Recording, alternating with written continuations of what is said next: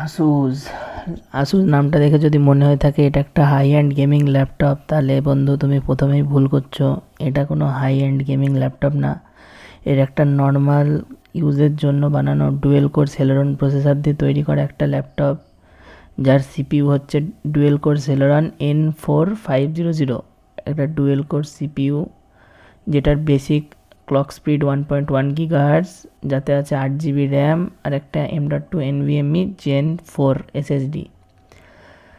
এই যে হচ্ছে সেই ল্যাপটপটা। এবারে Gen 4 SSD থাকা সত্ত্বেও এই ল্যাপটপটা এতটাই পরিমাণে স্লো চলে যে কোনো বলার বাইরে। এই যে আপনারা দেখতে পাচ্ছেন সমস্ত specification, Celeron N4500 CPU, 1 GHz এর প্রসেসর, ম্যাক্সিমাম বুস্ট 1.1 GHz, 35,000 টাকা দাম আছে ল্যাপটপটার।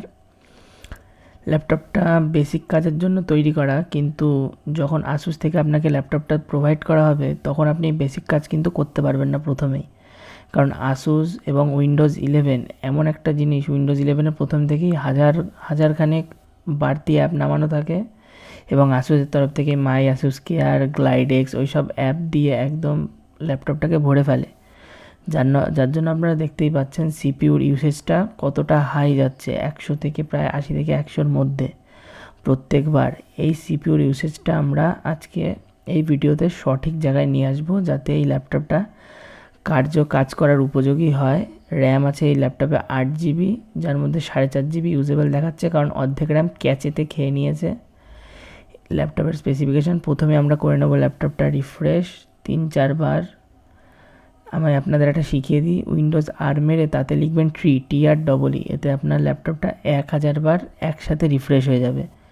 এটা একটা সহজ পদ্ধতি আপনার ল্যাপটপটাকে রিফ্রেশ করার পর আপনি চলে আসেন উইন্ডোজে। আমি একটা অ্যাপ নামিয়েছি, সেটা আগে আপনাদের দেখিয়ে দিই, তারপরে ওই অ্যাপটা কী করে নামাতে হয় সেটাও দেখিয়ে দেবো। প্রথমেই উইন্ডোজে এসে আমি আপনাদের আগে অ্যাপটা দেখাই। অ্যাপটার নাম উইনটয়েস, WIN TOYS, উইন্ডোজের উইন আর টয়েজের টয়েস। একটা সুন্দর নেটওয়ার্ক থাকা সত্ত্বেও জাস্ট একটা পেজ লোড হতে এতটা টাইম নিল। এটা নেটওয়ার্কের কোনো দোষ নেই, এটা হার্ডওয়্যারের লিমিটেশান ডুয়েল কোর প্রসেসরের জন্য। এই লিমিটেশান থেকে আমরা আজকে ল্যাপটপটাকে মুক্ত করে ল্যাপটপটাকে একটা নতুন জীবন দেবো। তার জন্য দেখতেই পাচ্ছেন, দেখেন আসুস থেকে প্রি বিল্ড কতগুলো সফটওয়্যার দিয়েছে। এমনি ল্যাপটপটার চলার গতি নেই, তার উপরে এতগুলো প্রি বিল্ড সফটওয়্যার ল্যাপটপটা কোনোভাবেই হ্যান্ডেল করতে পারবে না। তার জন্য আমরা দেখাবো আজকে কী করে আপনি এটা ঠিক করবেন। উইন্ডোজ প্রথমে লিখুন উইনটয়েস। আমার এটা আগে থেকে ইনস্টল করা আছে। এইভাবে ইয়েস দিলেই আপনারা এটা গুগল থেকে বা অ্যাপ স্টোর থেকে ইজি নামিয়ে নিতে পারেন। 7, 8, 10, 11 সমস্ত কিছুর সাথে কম্প্যাটেবল। প্রথম পেজে আপনার ল্যাপটপের সমস্ত স্পেসিফিকেশান, কটা অ্যাপ আছে, কটা প্রসেসিং হচ্ছে, সব দেখিয়ে দেবে। তারপরের পেজে দেখাবে অ্যাপ।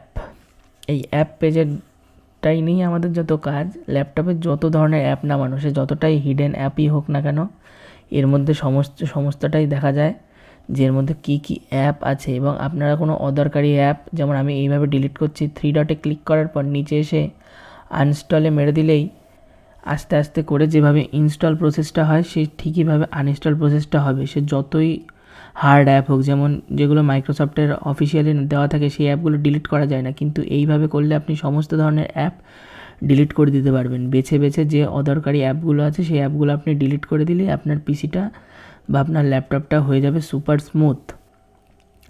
এইখানে পুরো ল্যাপটপে যতগুলো অ্যাপ আছে সমস্ত কিছুর স্পেসিফিকেশান দেওয়াই আছে, মানে সমস্ত কিছু কোন কোন অ্যাপ আছে সেটা বোঝাই যাচ্ছে। এই অ্যাপটা এবার এখান থেকে কেটে বেরিয়ে যান। আমি আপনাদের একটা অ্যাপ ডিলিট করে দেখালাম কী করে অ্যাপটা ডিলিট করতে হয়। বাইরে এসে একবার রিফ্রেশ মারুন, মেরে আপনারা শাটডাউন করে নিলেই ল্যাপটপটা ওই একটা অ্যাপের বোঝা থেকে মুক্ত। এইভাবে 5-10টা অ্যাপের বোঝা থেকে মুক্ত করতে পারলেই আপনার যত পুরনো ল্যাপটপই হোক, কোনো হার্ডওয়্যারের ছাড়াই সেটা হয়ে যাবে সুপার স্মুথ।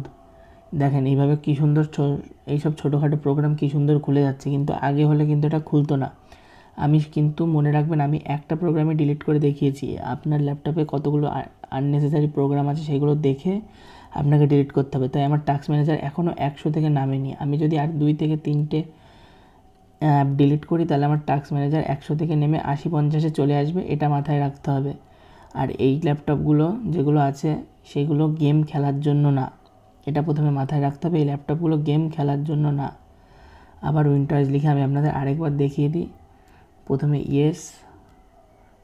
ইয়েস, তারপরে ঢোকার পর আপনার প্রথম পেজে থাকবে স্পেসিফিকেশান, পরের পেজে থাকবে অ্যাপ, কী অ্যাপ আছে। এইখানে শর্টও করা যেতে পারে, আননেসেসারিগুলো এরাই ঠিক করে দেবে।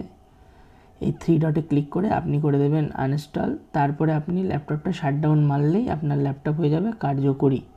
এটাই ছিল আজকের ভিডিওটা ভালো লাগলে আপনি করতে পারেন বন্ধুদের সাথে শেয়ার। আমার এটা প্রথম ভিডিও, চ্যানেলে আপনাদের স্বাগত জানাই। Please subscribe my channel. Good night, good day, thank you.